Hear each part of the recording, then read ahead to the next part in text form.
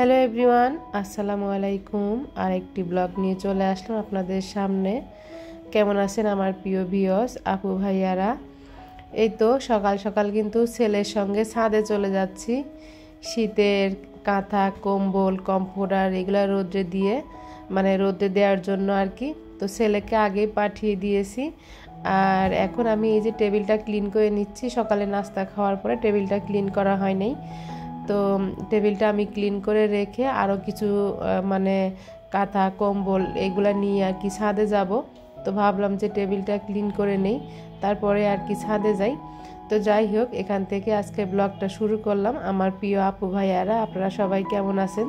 যে যেখান থেকে বসে আমার এই ব্লগ ভিডিওটি দেখছেন, আশা করি সবাই আল্লাহ পাকের অশেষ রহমতে অনেক বেশি ভালো আছেন, সুস্থ আছেন। আর একটি ব্লগ নিয়ে চলে আসলাম শাহসমা ওয়ার্ল্ডের থেকে, আমি শারমিন আপনাদের সামনে। তো বেশ অনেকটা লম্বা গ্যাপ কিন্তু হয়েছে এই ব্লগটা দিয়ে, আসলে সময় আর সুযোগই হয়ে ওঠেনি, তাই আসলে দিতেও পারিনি। তো ছাদে যাওয়ার আগে আপনাদের ভাইয়া মাছ নিয়ে এসেছিল, ছেলেকে পাঠিয়ে দিয়েছি। তো আগে ছেলে সব কিছু নেড়ে দিয়ে চলে এসেছে, তারপরে আমি গিয়েছিলাম। তো মাছ এনে রেখেছিল, আমি আর সেটা ব্যাগ খুলিনি। তারপরে ছাদে যাওয়ার পরে আমার কাজের খালা এসেছিল। তো আমার অনেকটা সময় কিন্তু লেট হয়েছিল ছাদে গিয়ে। তো আমি বাসায় এসে দেখি আমার কাজের খালা এই যে গলদা চিংড়ি মাছগুলা একদম কেটে বেছে পরিষ্কার করে ফেলেছে, মাছ ধুয়ে রেখেছে। আর এই যে চিংড়ি মাছগুলাও কিন্তু মোটামুটি এর মধ্যে যত ময়লা ছিল সেগুলোও বেছে রেখেছিল। তো জাস্ট শুধু এই মাথা ফেলে দেওয়া বাকি আর কি, বেছে নেওয়া বাকি। তো এখানে 2 কেজি পরিমাণ চিংড়ি আছে। তো চিংড়িগুলো কিন্তু একদম ছোট না, জাস্ট ওই সব কিছু দিয়ে আর কি খাওয়ার মতো। তো এগুলো আমি এখন এই যে 4 প্যাকেটে রেখে দিচ্ছি, খালা পরবর্তীতে আসলেই বেছে দেবে। আর এইখানে এই যে দেখতে পাচ্ছেন মাছের তেল, মাথা। তো একটা মাছের মাথা আর তেল দিয়ে খালাকে দিয়ে দিয়েছিলাম, আর একটা মাছের মাথা আর একটা তেলের অংশ আমি রেখেছিলাম। আর এখানে এই যে কিছু ইলিশ মাছ এনেছিল। ইলিশ মাছগুলো মোটামুটি বড়ই, একটা কাটলে আমাদের 5 জনের ফ্যামিলি একবার খাওয়া হবে আর কি। তো যাই হোক, 3টা মাছ কেটে রেখেছিলাম, আর বাকি মাছগুলো এরকমই আস্তা ফ্রিজে রেখে দিয়েছিলাম। আর বড় সাইজের রুই মাছ এনেছিল 2টা, একটা কেটে রেখেছি আর বাকি এটা আর কি আস্ত রেখেছি। বাইম মাছ এনেছিল 2 কেজি পরিমাণ, সব কিছু এই যে প্যাকেট করে একদম ফ্রিজে উঠিয়ে রেখেছিলাম। তো ওই দিন আর কাটাকাটি খুব একটা হয়নি, খালারও সময় ছিল না, তো এই জন্য কাটা হয়নি। তো একটা মাছের মাথা আমি এখন এই যে লেজ সহ আর কি ভুনা করে দিচ্ছি। আর একটা তো বললাম খালাকে দিয়ে দিয়েছিলাম তেল দিয়ে, মাথা দিয়ে। তো এগুলো তো আসলে খালাদের পাওনাই থাকে, এক কথায় খালারা এগুলো আসলে গুছিয়ে দিলে তাদেরকে তো দিতেই হয়। তো আমি এখানে যে সব কাজ কিন্তু কমপ্লিট করে তারপরে রান্না বসিয়ে দিয়েছি। একটা মাছের মাথা এই যে ভুনা করে নিলাম, আর অপর চুলায় একটা মাছের আর কি তেলের অংশ রেখেছিলাম। তো সেটা আমি আবার আলু, বেগুন, সিম দিয়ে একটু চড়চড়ি করে নিচ্ছি। তো আমার কাছে আবার এটা খেতে বেশ ভালো লাগে, একটু বেশি পরিমাণে ঝাল দিয়েছিলাম। তো অনেক মজাই কিন্তু লেগেছিল খেতে। আর শুক্রবার মানেই তো বাজার সাজার গোছানো, আর যেহেতু রমজানও চলে এসেছে, রমজানের প্রিপারেশন তো নিতেই হবে একটু একটু করে। তো রমজানের আগে আর কি এই কাজগুলা গুছিয়ে নিলে রমজান মাসে অনেকটাই কিন্তু কষ্টটা কম হয়। তো দেখা যায় যে বাড়তি ইবাদত বন্দেগী করার একটু সময় পাই। তো তাই আর কি রমজানের আগে এই কাজগুলো গুছিয়ে নিচ্ছি, যেন রমজানটা একটু রিল্যাক্সে থাকতে পারি, একটু ইবাদত বন্দেগী ভালো করে করতে পারি। তো যাই হোক, অপর চুলায় কিন্তু যে একটা সবজি ভাজি বসিয়ে দিয়েছিলাম। তো এইগুলা কিন্তু খালা একদম কাটাকাটি করে দিয়ে ঘর বাড়ি মুছে পরিষ্কার করে উনি কিন্তু চলে গিয়েছে, আর আমি এখানে যে রান্না বান্না করছি।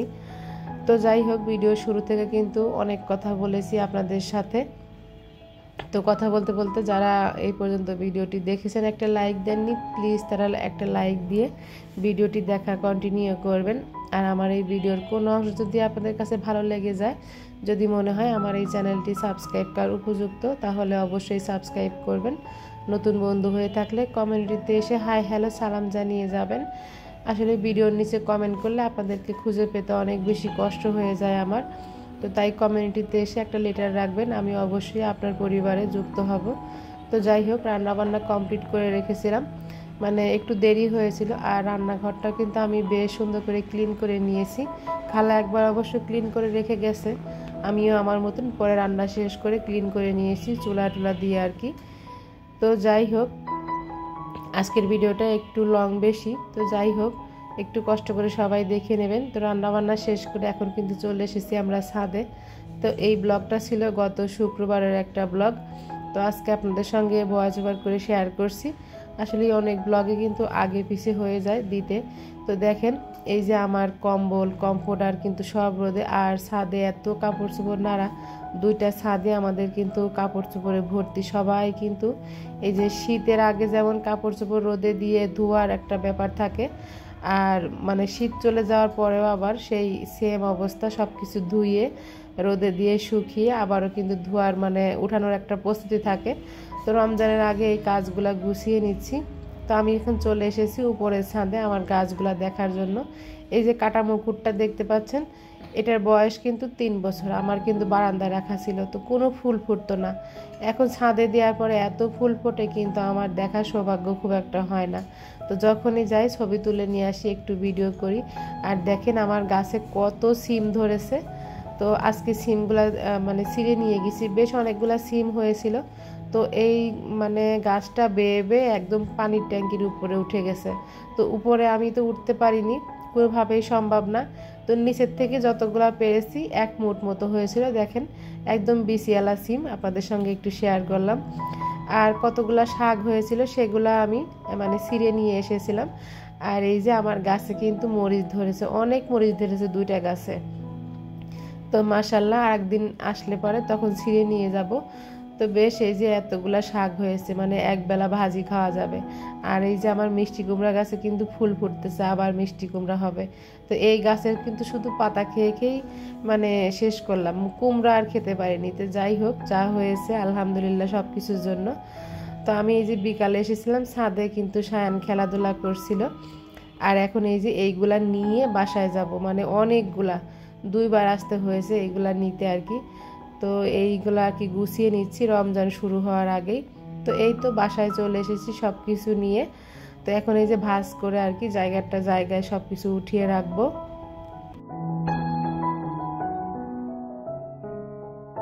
আর এখন কিন্তু সন্ধ্যার পরে আপনাদের ভাইয়া একটা ফুড পান্ডা থেকে পিৎজা অর্ডার করে দিয়েছিল, সেটাই বাচ্চাদেরকে দিব, ওরা খেয়ে নিবে। তো খুব পিৎজা খেতে ইচ্ছা করছিল নাকি সায়ানের, তো সে আর কি তার বাবাকে দিয়ে অর্ডার করিয়েছে। তো এখন এই যে সবাই মিলে আর কি তারা পিৎজা খেয়ে নিচ্ছে। তো খুব একটা টেস্ট লাগলো না পিৎজা আমার কাছে, তা আমি একটু খেয়ে আর রেখে দিলাম, ওরাই আর কি খেয়ে নিবে। তো জানি না আজকের ভয়েস ওভারটা হয়তো আপনাদের কাছে ভালো লাগবে না খুব একটা। তো যাই হোক, পাশে কিন্তু সায়ানকে পড়াতে বসেছি, ও কিন্তু আওয়াজ করছে। যাই হোক, ওই বিষয়গুলো ইগনোর করবেন। আর এটা হচ্ছে তার পরের দিনের একটা ব্লগ, মানে একটু ক্লিপ রেখেছিলাম, কিছু চিকেন কাবাব তৈরি করব। তো আজকের ব্লগটা আমি 2 দিনের ব্লগ ভিডিও একসঙ্গে করে তারপরে শেয়ার করছি। এখানে আমি 250 গ্রাম বুটের ডাল হবে, তো পানিতে ভিজিয়ে রেখেছিলাম 5 থেকে 6 ঘন্টা। আর এখানে 2টা মুরগির বুকের মাংস, মানে এখানে 1 কেজি পরিমাণ বুকের মাংস হবে।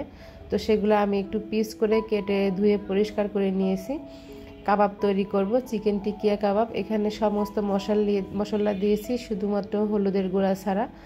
তো আর এখানে গোটা গরম মশলাও অ্যাড করে নিচ্ছি, পরবর্তীতে আর কি বেছে ফেলে দিলে হয়ে যাবে। আদা রসুন দিচ্ছি, মরিচ গুঁড়া, জিরা গুঁড়া, ধনিয়া গুঁড়া, 2টা বড় সাইজের পেঁয়াজ দিয়েছিলাম। তো অফ ক্যামেরায় একটু তেল দিয়েছিলাম, সেটা স্কিপ হয়ে গেছে। এখানে একটু পরিমাণ মতো পানি দিয়ে মানে এখন চুলায় বসিয়ে দেব। তো বেশি সময় লাগে নাই, ঘন্টাখানেক লেগেছিল এটা সিদ্ধ হতে। আর অবশ্যই টিকিয়া কাবাবে কিন্তু ডালের পরিমাণটা একটু কম দিতে হয়, মাংসের পরিমাণটা বেশি। তো আমি এখানে 250 গ্রাম বুটের ডাল আর 1 কেজি মাংস দিয়েছিলাম। তো এখন এই যে সেদ্ধ করে নিচ্ছি। তো ঘন্টাখানেকের মতো লেগেছিল সেদ্ধ হতে। তারপরে আমি ঠান্ডা করে ব্লেন্ড করে নিয়েছিলাম। তো আমি বেশ শুকনা করে ব্লেন্ড করে নিয়েছিলাম, খুব একটা ভেজা রাখিনি। ভেজা রাখলে এর মধ্যে পাউরুটির গুঁড়া দিতে হতো। তো যাই হোক, এমনি রেখে দিলেই মানে শুকিয়ে যায়। তো এখানে আমি কাঁচা পেঁয়াজ আর ব্যবহার করিনি, পরবর্তীতে এখানে কাঁচামরিচ, ধনেপাতা আর হচ্ছে পেঁয়াজ বেরেস্তা দিয়েছি। পেঁয়াজ বেরেস্তা বাড়িয়ে কমিয়ে দেওয়া যেতে পারে, তবে কাঁচা পেঁয়াজটা না দেওয়াই ভালো কাবাবের মধ্যে। এখানে দিয়ে দিচ্ছি হোমমেড যে গরম মশলাটা আমি তৈরি করে রাখি সেটা। তো 100 চামচের বেশি দিয়েছি, আর এখানে 100 চামচের বেশি দিলাম কাবাব মশলা। তো কাবাব মশলা না থাকলে সেক্ষেত্রে স্কিপ করবেন, ঘরে তৈরি গরম মশলাটা দিলেই হয়ে যাবে। আর এখানে ডিম দেব বলে তো এখানে মানে একটু লেবুর রস দিচ্ছি, এতে করে ডিমের যে কাঁচা গন্ধটা থাকে সেটা আসলে আর লাগবে না। তো এখানে লবণটা অবশ্যই চেক করে নেবেন। আগে তো লবণ আমি অবশ্যই দিয়েছিলাম যখন সেদ্ধ করে নেই, এখন এই যে লবণটা একটু চেক করে নিয়েছিলাম, তো লবণ কিছুটা অ্যাড করেছিলাম অফ ক্যামেরায়। এখন এই যে মেখে নিচ্ছি। তো রমজান যেহেতু চলে আসলো, কিছুটা ফ্রোজেন খাবার তৈরি করে রাখলে দেখা যায় যে মানে একটু কষ্টটা কম হয় আর কি। তো যাই হোক, এখানে যে মেখে নেওয়া কিন্তু হয়ে গেছে। সবাই আমার সব পিয়াপুরাই কিন্তু রমজানের প্রিপারেশন নিচ্ছে। তো আমিও আসলেই বাদ যাব কেন, আমিও একটু একটু করে নেই।